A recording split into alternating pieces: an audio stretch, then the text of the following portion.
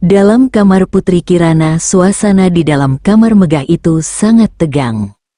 4 tabib kerajaan berdiri di sudut, menatap Aruna dengan tatapan mencurigakan. Para dayang membisik-bisik takut, sedangkan Raja Sindunata duduk dengan wajah penuh harap. Di atas ranjang berlapis sutra putih, Putri Kirana tampak begitu lemah. Kulitnya pucat, napasnya berat, dan dari waktu ke waktu tubuhnya kejang tanpa sebab. Udara di ruangan itu terasa berat, seolah ada sesuatu yang tidak terlihat sedang berdiam di sana. Aruna menunduk hormat, lalu membuka peralatannya. Dari dalam kantung kain sederhana, ia mengeluarkan jarum akupuntur kuno dari kayu langka, ramuan penawar racun racikan Raka. Jimat kecil berbentuk daun bersinar lembut. Ia menutup matanya sejenak, berdoa dalam hati kepada bayang emas dan leluhur. Kemudian, dengan gerakan cepat namun penuh kehati-hatian, ia memulai proses penyembuhan ajaib. Pertama-tama, Aruna meneliti nadi Putri Kirana. Nadinya berdenyut 2 arah. Itu bukan pertanda penyakit biasa, ada racun, dan lebih buruk lagi, ada gangguan roh. Aruna mengatur napasnya, lalu menusukkan jarum-jarum kecil di titik-titik energi tubuh sang putri. Bahu, dada, pergelangan tangan, perut, dan kaki. Saat jarum ke-7 ditancapkan, tiba-tiba kamar itu bergetar halus. Angin dingin berdesir dari jendela yang tertutup, lampu-lampu minyak bergoyang, dan bayangan hitam mulai terlihat samar-samar mengelilingi ranjang. Dayang-dayang menjerit tertahan, para tabib lama mundur ketakutan. Aruna tetap tenang. Dengan satu tangan, ia mengeluarkan jimat daun bersinar dari kantungnya, lalu menempelkannya di dahi Putri Kirana. Seketika itu juga, bayangan-bayangan itu melolong, lalu mulai terbakar perlahan dalam cahaya jimat tersebut. Namun, Aruna tahu itu belum cukup.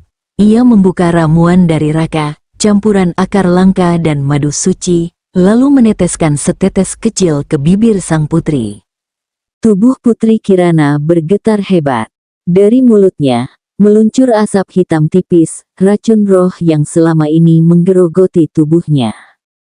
Pengkhianatan terbongkar melihat keberhasilan Aruna. Seorang dari tabib istana tiba-tiba melangkah maju dengan mata penuh kebencian.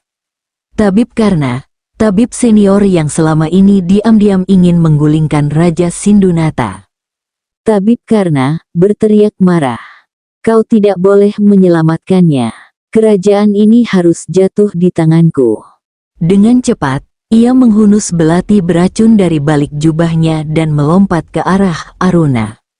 Namun Aruna, yang telah belajar silat bayangan dari Raka, bergerak lebih cepat. Dengan gerakan sehalus angin dan secepat kilat, ia menghindar ke samping, menyapu kaki Karna dengan tendangan rendah. Brak, tabib Karna terjatuh keras ke lantai, belatinya terpental jauh.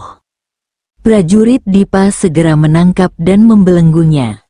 Raja Sindunata bangkit dari singgasananya dengan wajah merah padam. Raja Sindunata menggelegar, pengkhianat, kau akan menerima hukuman yang setimpal. Kemenangan Aruna perlahan, Putri Kirana membuka matanya. Pipinya mulai berwarna kemerahan kembali. Suara napasnya menjadi normal. Semua orang di ruangan itu, dari dayang hingga raja, memandang Aruna dengan takjub. Raja Sindunata berjalan mendekat, lalu berlutut satu lutut di hadapan Aruna, sebuah penghormatan besar yang belum pernah diberikan kepada orang asing. Raja Sindunata, dengan suara berat penuh rasa syukur. Terima kasih, tabib muda. Kau telah menyelamatkan masa depan kerajaanku. Tapi Aruna hanya menunduk sederhana. Aruna, dengan rendah hati. Saya hanya menjalankan ajaran guru saya. Keseimbangan harus dipulihkan. Itu saja. Aruna kembali ke lembah cahaya. Dengan wajah teduh dan langkah ringan, Aruna kembali ke lembah cahaya. Disambut sorak sederhana dari teman-temannya, Ia langsung bersujud di hadapan gurunya, Raka Arya Sena. "Aruna," dengan suara dalam, "Guru, semua ini bukan keberhasilanku. Ini adalah keberhasilan ajaranmu." Raka hanya tersenyum, menepuk pundak Aruna dengan bangga namun bijaksana.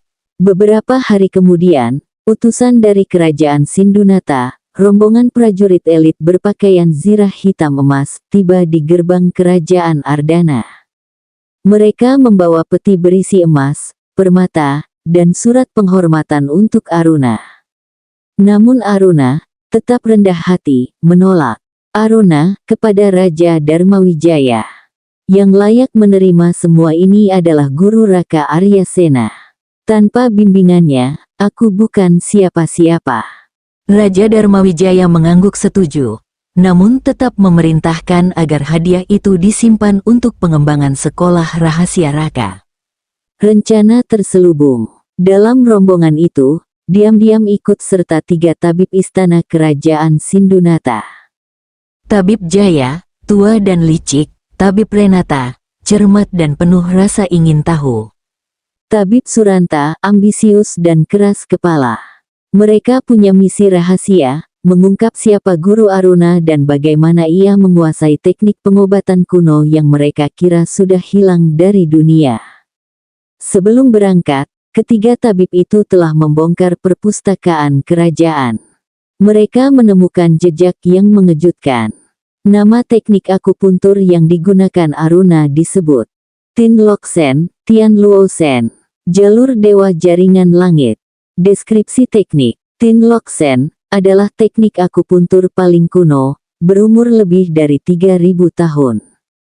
Menghubungkan titik-titik energi tersembunyi dalam tubuh, yang hanya bisa dirasakan oleh penyembuh dengan tingkat kepekaan roh tinggi. Jarum-jarumnya tidak hanya menusuk daging, tapi menembus jalur energi, meridian, hingga memurnikan aliran hidup. Biasanya digunakan untuk mengusir racun roh dan memperbaiki organ yang hampir mati.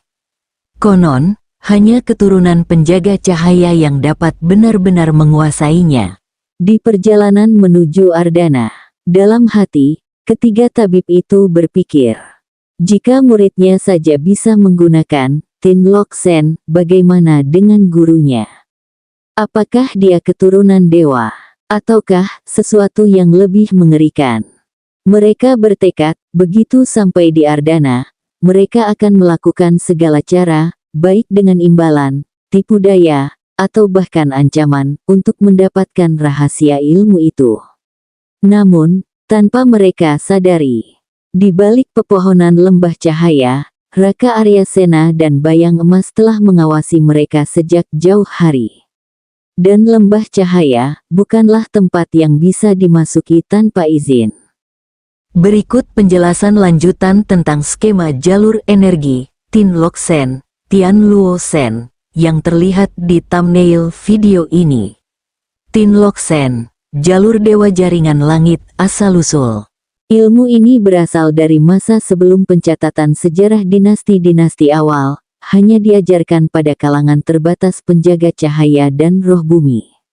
Teknik ini bukan sekadar pengobatan fisik, melainkan memulihkan keseimbangan antara tubuh, roh, dan langit. 3 jalur utama energi jalur langit, Tian Mai, mengalir dari titik Baihui, ubun-ubun, ke titik Danzong, dada tengah. Fungsi, menjernihkan pikiran, membebaskan tubuh dari pengaruh roh jahat dan racun jiwa. Saat aktif, cahaya putih kebiruan memancar halus dari dahi. Jalur bumi, Dimai Demai, dari titik Kihai, bawah pusar, ke Yongkuan, telapak kaki. Fungsi, membuang racun fisik, menguatkan organ dalam, dan menyambung dengan elemen tanah. Saat aktif, tubuh terasa hangat, napas teratur dan tenang. Jalur roh, Sen Mai, titik-titik tersembunyi di belakang tubuh dari Feng Fu, pangkal tengkuk, hingga ke Mingmen, tengah punggung bawah. Fungsi, menyalurkan kepekaan roh, membuka komunikasi dengan energi leluhur. Saat aktif, Ada getaran halus di sepanjang tulang belakang. 3 teknik khusus dalam Tinlok Sen, jarum pemurnian roh, Sen Jing Zen Sen Jing Zen. Ditusukkan pada jalur Tianmai untuk mengusir roh jahat dan pengaruh gaib. Sering digunakan dalam kasus seperti Putri Kirana. Jalur 4 penyeimbang, Si Hezi Mai, titik-titik sinkronisasi yang menyatukan jalur langit, bumi, dan roh. Biasanya digunakan untuk menyembuhkan luka berat dan gangguan jiwa, kunci nafas tertinggi, Gao Si Guan, mengaktifkan titik rahasia antara jantung dan paru-paru, menstabilkan hidup dan mati. Jarang digunakan karena bisa membuka jalur komunikasi dengan alam arwah. Catatan penting, teknik ini tidak bisa dilakukan oleh sembarang orang. Harus ada pelatihan roh selama bertahun-tahun. Pertemuan Kerajaan Ardana dan rombongan Sindunata. Di Balairung megah Kerajaan Ardana, Raja Darmawijaya duduk tenang di singgasananya. Rombongan utusan dari Kerajaan Sindunata, dipimpin oleh Adipati Wangsara, menunduk hormat, namun sorot matanya tajam. Adipati Wangsara, Paduka Raja Darmawijaya, kami mengucapkan terima kasih atas keselamatan Putri Kirana. Namun, kami datang tak hanya membawa hadiah. Kami datang untuk bertemu dengan tabib misterius dan gurunya. Raja Darmawijaya menggeleng pelan, suaranya mantap. Raja Darmawijaya, tabib itu, datang ketika Ardana membutuhkan. Ia bukan milik siapapun, dan bukan seseorang yang bisa diperintah seperti prajurit istana. Bahkan aku tak tahu di mana ia berada. Adipati Wangsara, setengah memaksa, Paduka, seorang tabib sehebat itu bisa menyelamatkan lebih banyak kerajaan. Jika tak ingin mengungkapkannya, apakah kerajaan Ardana menyembunyikan sesuatu? Seketika suasana Balairung menegang. Para pengawal menggenggam gagang pedang. Raja Darmawijaya, dingin. Sekolah di lembah cahaya bukan untuk ambisi kerajaan manapun. Dan bila kau memaksa, itu bukan permintaan lagi, tapi tekanan. Akhirnya, untuk mencegah konflik diplomatik, Raja Darmawijaya mengutus orang kepercayaannya, Ki Gantara, mantan panglima sekaligus teman lama Raka, untuk menyampaikan pesan ini ke lembah cahaya. Di lembah cahaya Raka menerima pesan itu sambil duduk di bawah pohon tua, wajahnya muram.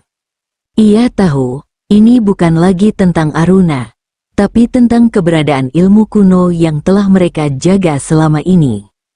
Raka, mereka mencium bau warisan yang seharusnya tetap tersembunyi. Kalau kita diam, akan ada lebih banyak pertumpahan darah.